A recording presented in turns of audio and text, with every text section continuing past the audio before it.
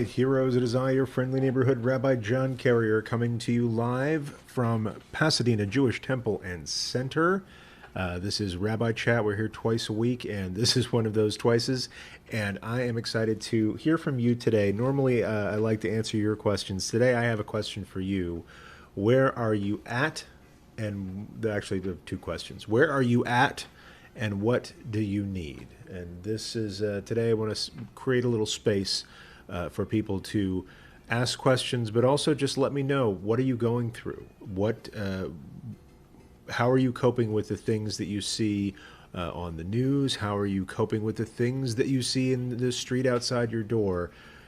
It's a tough time. I don't know, I often say, I don't know how we're going to get through it, but I know it's going to be together. So thank you for joining us here live at RabbiChat at PJTC, and we will get into it right after this brief musical interlude. Gonna need to grab a cup of coffee for this one. Thanks for being here. Stay tuned.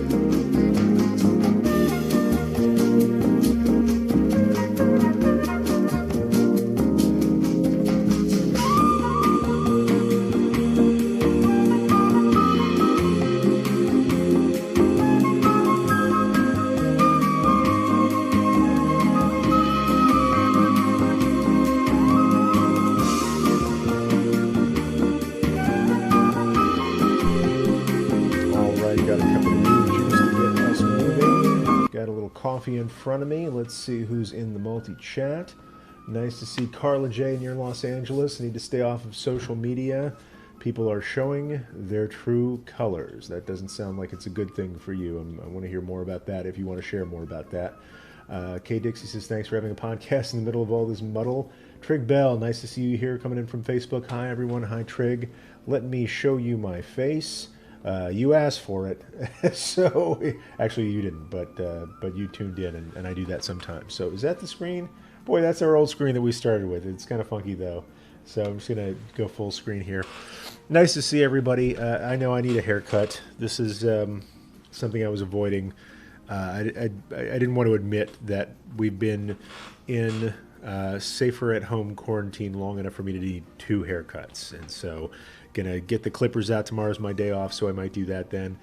Got a lot of stuff going on my day off. Got to go do some legal work. We're actually getting our will done. Finally have some time, and now we've got to go find a safer at home COVID social distancing notary with gloves and all that, and got some other bureaucratic paperwork to take care of tomorrow. All good, all important things, but now we got to get things done on a different schedule. We have here where I live, where my house is in Burbank. There's we have our curfew starting at 5 p.m., which makes life challenging. And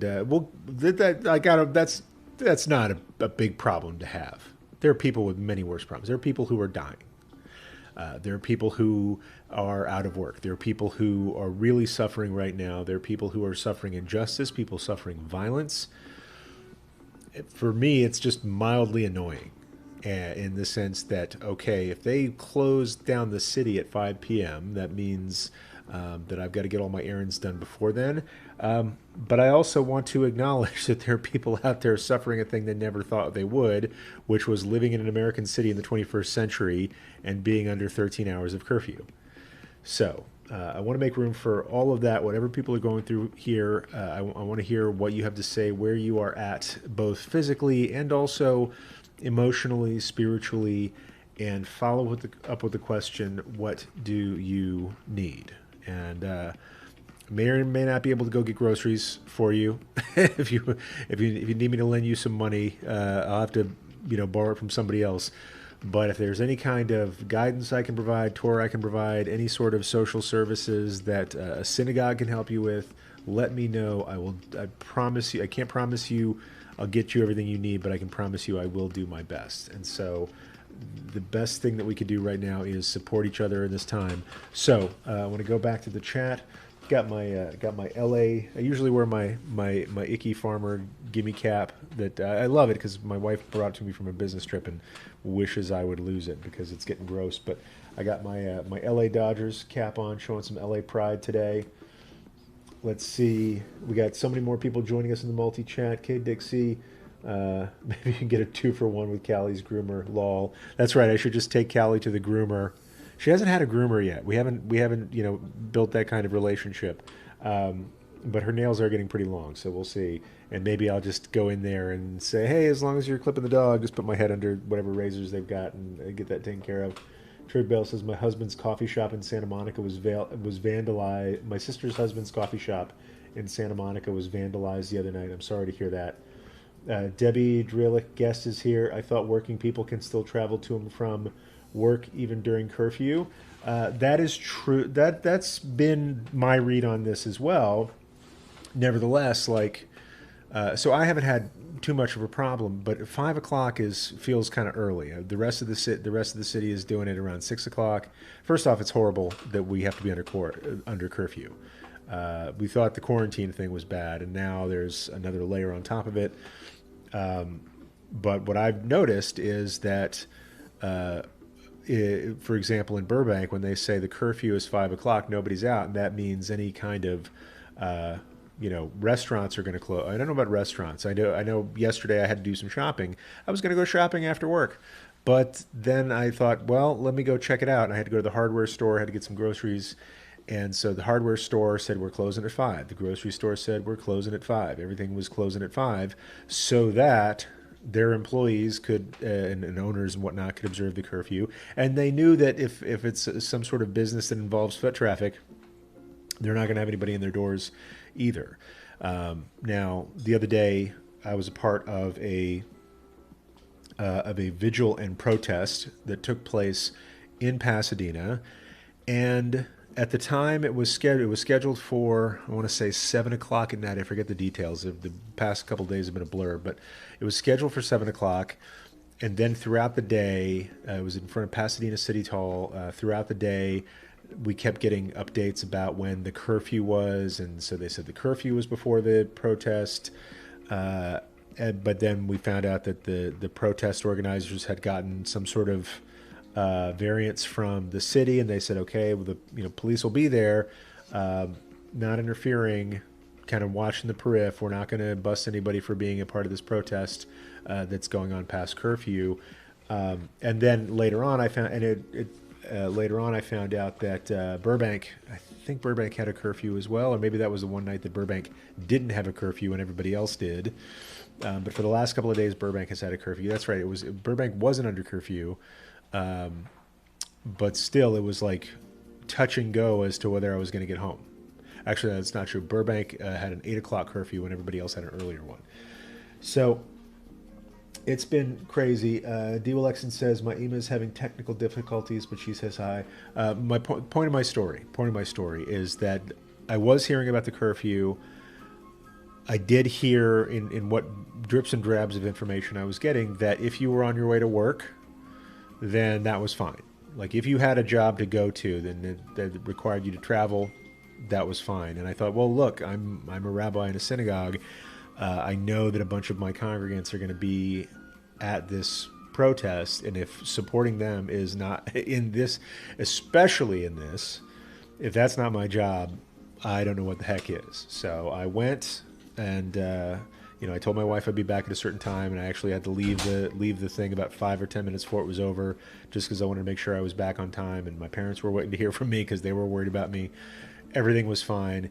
It was actually a really beautiful experience. It was very well organized. The speakers were very stirring. I think it was led by Pasadena. It was Black Lives Matter Pasadena chapter, plus a bunch of clergy were involved in it. I was more of a spectator, if you will. I was just there to witness it, be there for my own reasons, be there to support congregants. They had another rabbi talking. I didn't need to hog the limelight. Had good Jewish representation there, along with lots of pastors and somebody from the Muslim community as well. So it was a wonderful event, very well organized, peaceful, respectful. But when you say peaceful and respectful, you think, oh, that sounds kind of boring. That sounds kind of quiet. Like, there was anger, there was rage, and righteously so. And I'll say the most moving thing about that particular protest is what they did.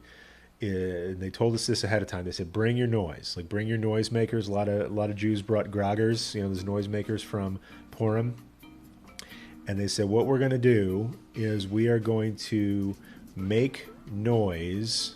Some places they have a moment of silence. Let's say somebody was struggling for 2 minutes. They say we're gonna have a moment of silence for 2 minutes, same amount of time this person was struggling, because George Floyd had a police officer with his knee on somebody's neck, or rather, with his knee on George Floyd's neck for 8 minutes and change. We had a continuous moment, not of silence, but of noise for 8 minutes. And it was powerful. I mean, people brought everything. People brought cymbals and pots and pans to bang on. I didn't stop by the temple for a grogger, so I would just clap my hands. And I tell you what, that gets tiring. And I think if anything else, it showed people like how long is 8 minutes. Because people think, oh, 8 minutes, it's not a big deal. It's like if it's an 8 minutes to drive to the store, it's not a big deal. 8 minutes of doing any continuous thing is tiring, and I think made us aware all the more so of to have somebody choking you for 8 minutes, what that might, I can't even talk about it. But it was very powerful. It was very well organized. It was very powerful. It was full of appropriate, righteous indignation, and it was nonviolent. I heard there might have been some shenanigans by a couple of people afterwards, like some vandalism, but I didn't see it. And overall, it was the ideal event, and I'm really proud that people from PJTC were out, and I was really honored that I'll say I'm nervous. I'm in a crowd of 1,000 to 2,000 people. I'm taking my temperature for the next 2 weeks. I have a family too, but I'm really glad I was there. So, and that's all I'll say about that. Let's see what else is going on here. Let's see. Carla J, hello. Good for you. Nice to see everybody here. Maybe we can get a 2-for-1.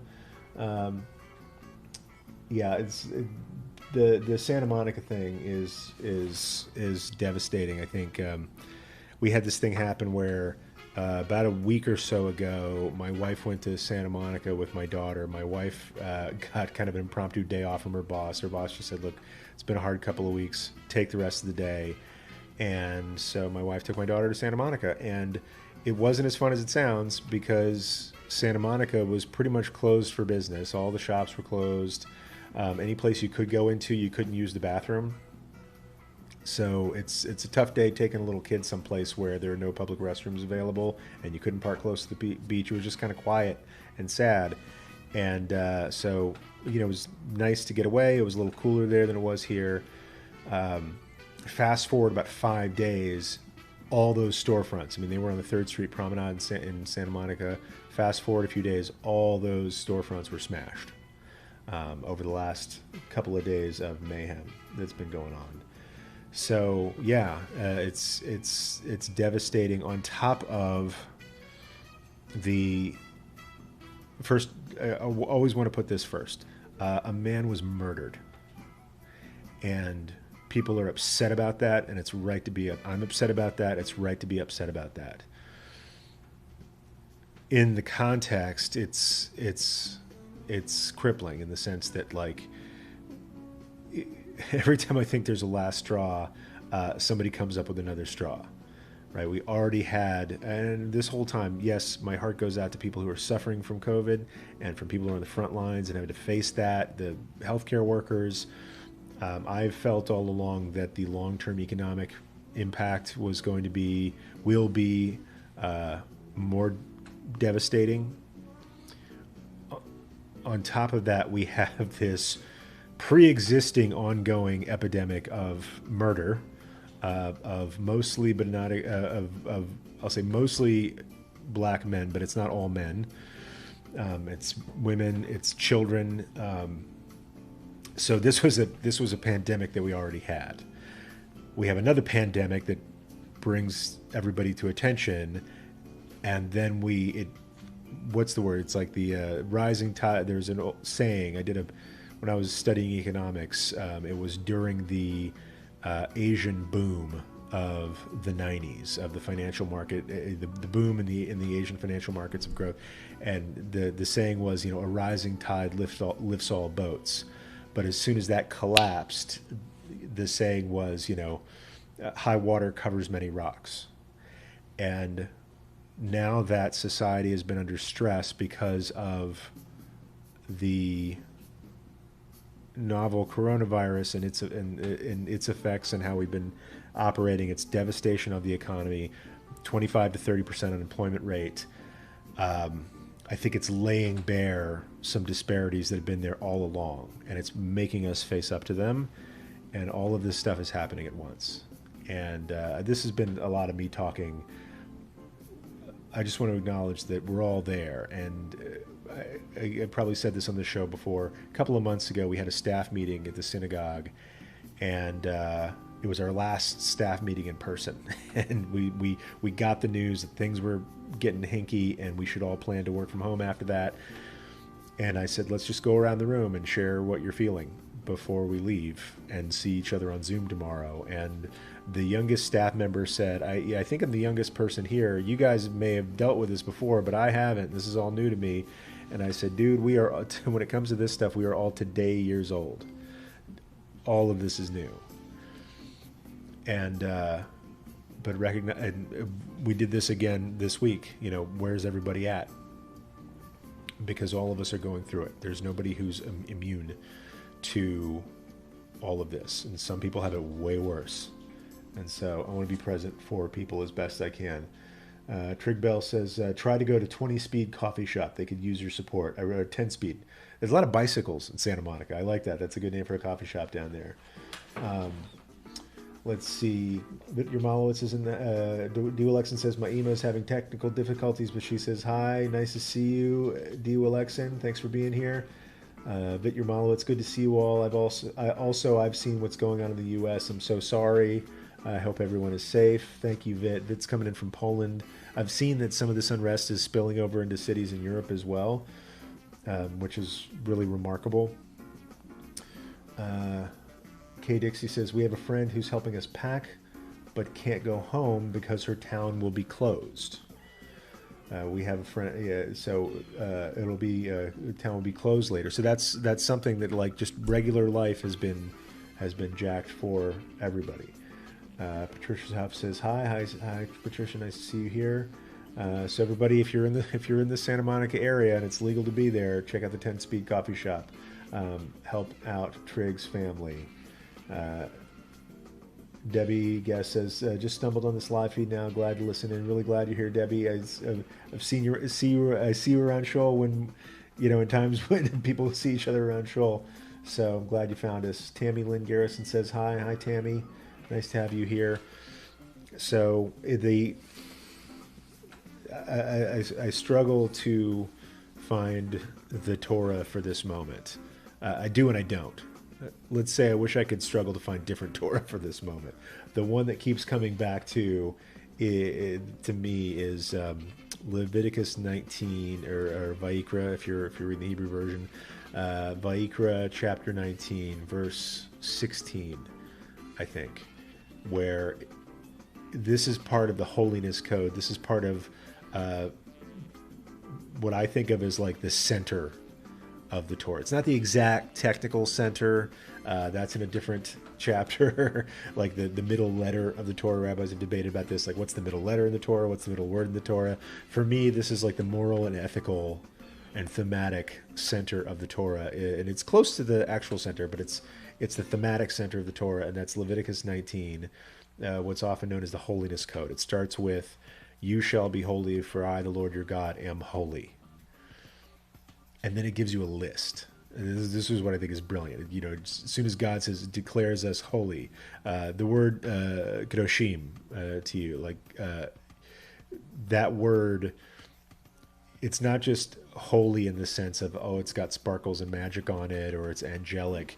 In Hebrew, it's more like you're set apart, right? You're different. And in fact, God is saying you are distinctive because I, the Lord your God, am distinctive. And then it lists a bunch of thou shalts and thou shalt nots. And it's almost as if God's giving us the instruction book to be holy. And what's even more fascinating than that, to me, is what's included, right? It is interpersonal ethics. It is human, respect for human dignity. It is economic justice.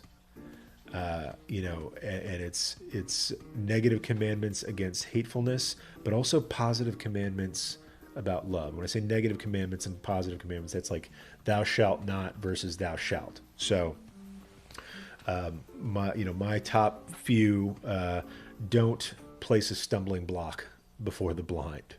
Don't insult the deaf. The economic piece of it is, when you're harvesting your field, don't cut all the way to the corners, right? Leave things for people to glean. Help people who want to help themselves. And then 1916, you shall not stand by the blood of your neighbor. This has various translations to it. One is, often it says, you shall not stand idly by the blood of your neighbor, right? You can't be there twiddling your thumbs while your neighbor is bleeding out. Another translation is, it's al tamod, is don't stand on or don't be established by, as in, you may not profit on the blood of your neighbor, which I think has its own kind of power to it. But then the conclusion of the paragraph is, love your neighbor as yourself. I am the Lord your God. And if we don't need that, if that doesn't spell out what holiness is and holy behavior, and unfortunately distinctive behavior, this should all be not that distinctive, right? Don't stand idly by the blood of your neighbor. Let's take that for granted every once in a while, that's not the kind of thing that people should do. But if we can not insult the deaf, not cause the blind to stumble, love our neighbor as ourselves, and not stand idly by the blood of our neighbor, that's going to make us special. Well, first off, yes, it's going to make us special, but I wish that it didn't make us distinctive. I wish that that's not behavior that set us apart. But those are the commandments. So that's the Torah that I keep coming back to, is we are not allowed to be indifferent to this. Jews who are not of color need to support all people of color, in my mind. And I say that because I've heard some Jewish rhetoric that's like, we as Jews need to stand by people of color. And it's almost like it creates a sort of mutual exclusiveness. Like, we who are not of color, because we're Jews, need to stand by people of color. There are Jews of color, and they're struggling right now too. And so I want to be careful how I say it. We need to stand by people of color. Black Lives Matter. And I love what I saw. Seth Rogen posted something like, just a big Black Lives Matter banner, and he says, if this statement is remotely controversial to you, please unfollow me. And I'd like to say the same thing. All lives matter is not an appropriate answer to that. Do all lives matter? Yes, all lives do matter. But somebody who's saying that in response to the cry of injustice right now is missing the point intentionally or unintentionally. That's me, that's John talking. I don't speak on behalf of everybody at PJTC when I say that. I know I have to watch myself a little bit there. But I do want to let you know where I'm coming from. PJTC has come out unequivocally saying that we do not support the violence that's going on. Right, we don't support the violence against black people that is happening at the hands of law enforcement. We also don't support the violence that's happening in the civil unrest, and we're turning out to protest as well. and we're a diverse community. Not everybody feels drawn to that protest. I think everybody's being affected by that right now. Trig Bell, so we got Natalie in the house. Says shalom, everyone. Nice to see you here, Natalie. Trig Bell says my Hebrew teacher, who is a member of the National Guard, has to go up to Tacoma today, as requested by our governor. That's so that the National Guard is being mobilized around the country as well. Patricia says, do not do to your neighbor what is hateful to yourself. That's actually a later thing, but it's true. Patricia says, we already know that. I wish. I so wish that everybody already... Yes, maybe we do. Maybe you do, maybe I do, but I wish we all knew that. And that's actually Rabbi Hillel's negative statement of what's in Leviticus chapter 19. Love your neighbor as yourself. That's the positive. That's the shout. Rabbi Hillel's statement from Pirkei Avot is the negative restatement of that. Because you might think, well, maybe I don't love myself very much. That's another challenge. You got to love yourself if you're going to love your neighbor that way. But Rabbi Hillel might say to somebody who's down in the mouth, look, even if you don't love yourself and even if you don't feel like loving him, don't do what's hateful. Guy, please, can we ask that much? That's great. Natalie says my thinking keeps going to what happened to love your neighbor. That's what's in Leviticus chapter 19. Debbie says yes, it's sad these behaviors had to be commanded. Likely there was enough bad behavior that warranted explicit guidance. I say that all the time. I appreciate that, Debbie, because there's so much in the Torah where it's yes, that's obvious, but we wouldn't be getting that commandment if people didn't break it all the time. It's that's why there are speed limits on Glen Oaks Boulevard. If nobody ever drove unsafe speeds, we wouldn't have any speed limit signs. I often call this back to ethics of Jewish speech, where it says in the Torah something like 36, some say 46 times, be kind to the stranger among you. And why would it need to say it 36 to 46 times if we didn't have an instinct within us to isolate strangers? And that's borne out by anthropologists and sociologists.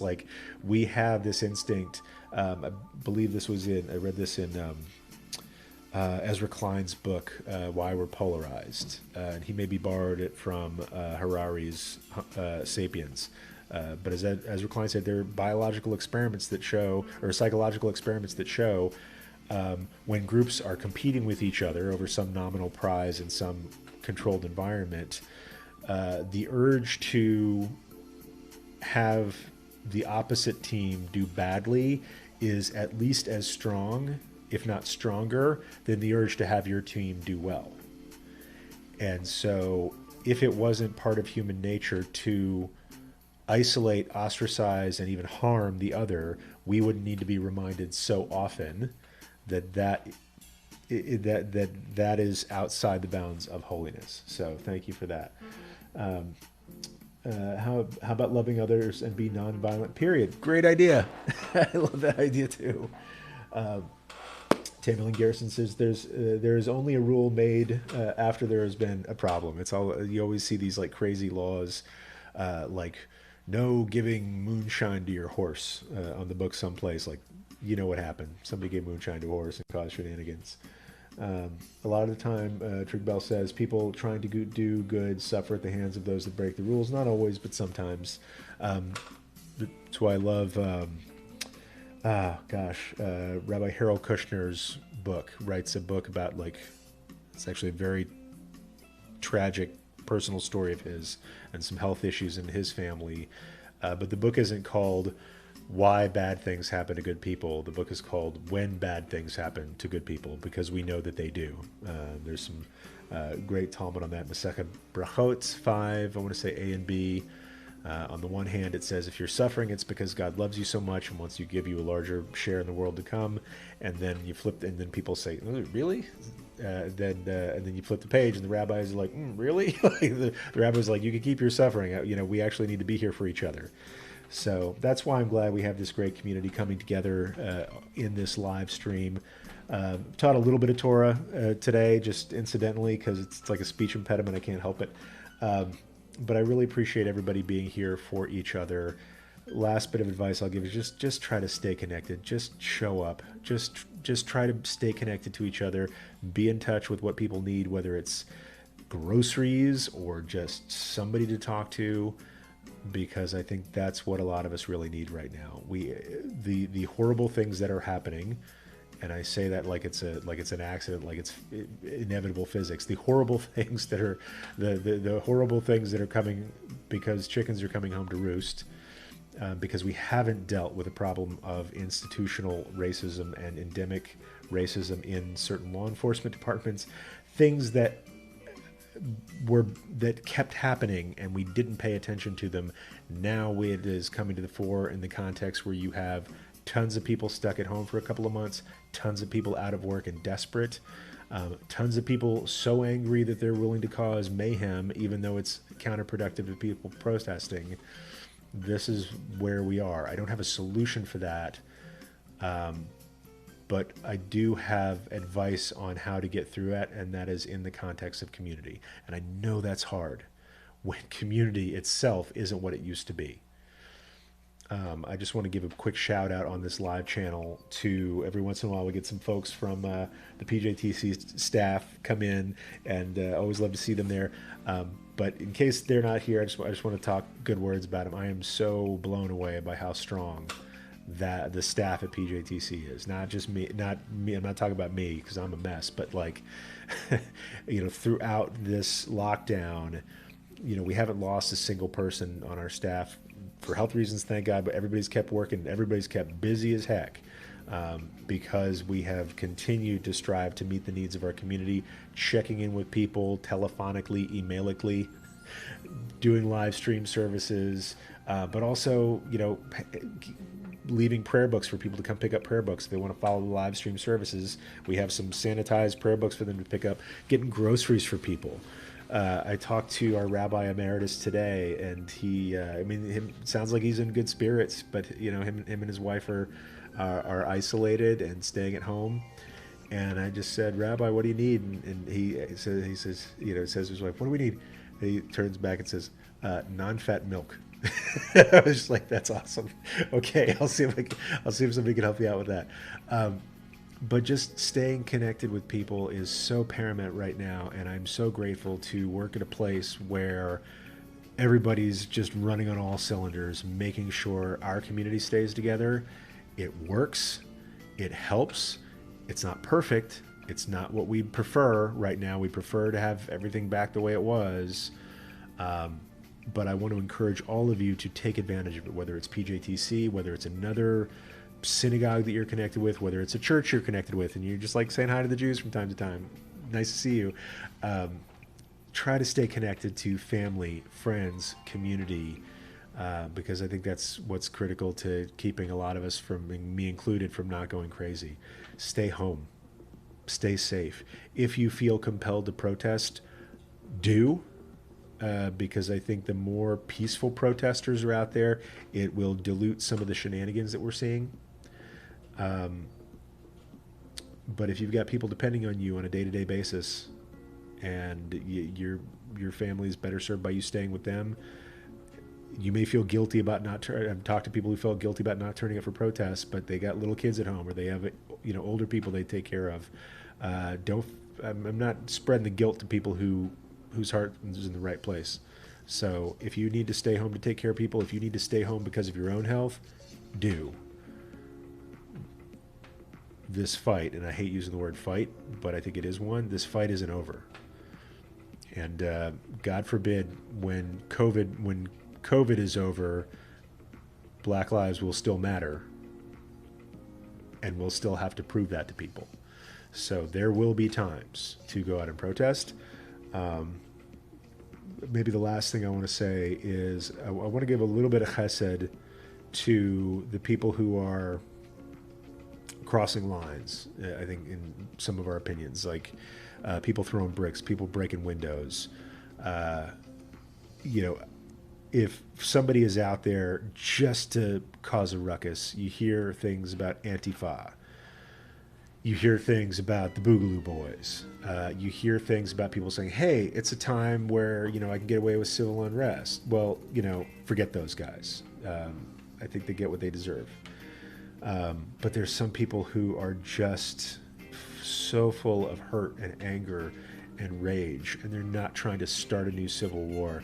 They're trying to bring justice. They don't have the tools to do it peacefully. And I'm reminded what Martin Luther King said, a riot is the language of the unheard. So I don't condone violent action.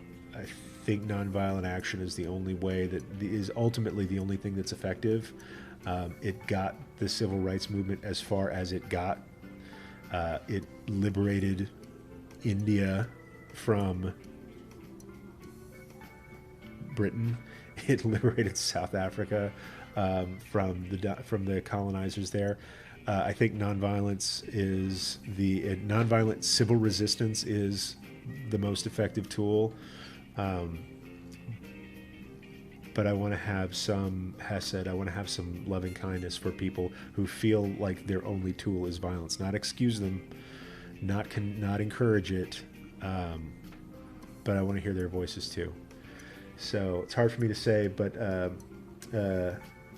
what's people saying here? My son is an IEC nurse. Crowds aren't good for us. Look, if crowds aren't good for you, stay out of crowds. I went into a crowd the other day because I felt like I had to go into a crowd the other day,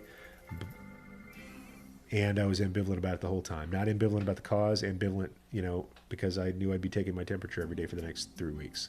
So, but that's the decision that I made, and I hope it was the right one.